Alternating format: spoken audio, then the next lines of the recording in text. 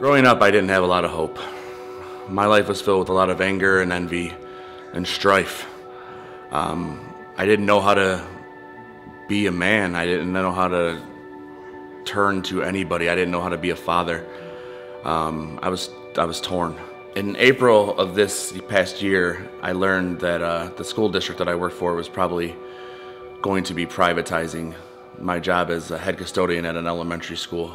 It tore me up inside to think about all the dedication I had put towards the school and towards the kids and how it was just going to be taken away from me, and I had no power over it at all.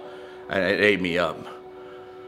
In May, that possibility became a reality. As I was sitting in a board meeting watching them vote on mine and my coworkers' future with the district, I sat there listening and just was being filled with anger, and it was tearing me up inside, and I didn't know what to do, and I just sat there listening. And as the vote came in and they voted 7-2 towards privatizing and towards me losing my job, I had nothing to do. I had tears streaming down my face, and I bowed my head and I prayed, tears streaming, Lord, help me here. And He instantly reminded me of all those glimpses, all those little tiny times that aren't that tiny, that the little glimpses that He showed me about how He was carrying me through life, and that anger started to fade away.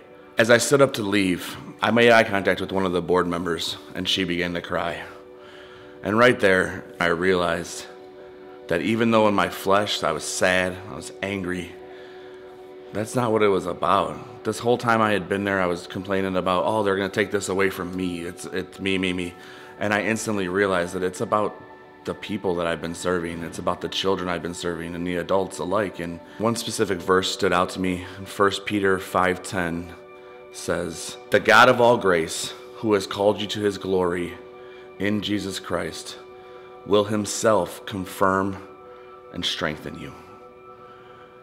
That verse, it actually really convicted me. I thought, what am I doing? Like, I've seen these glimpses. I know that He's going to carry me through this.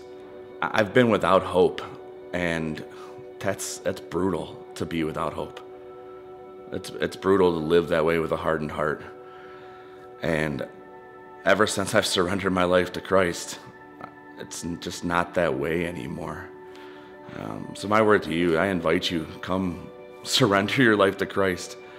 It's exciting to not know your next steps, and it's because He's carrying you, and it's just beautiful.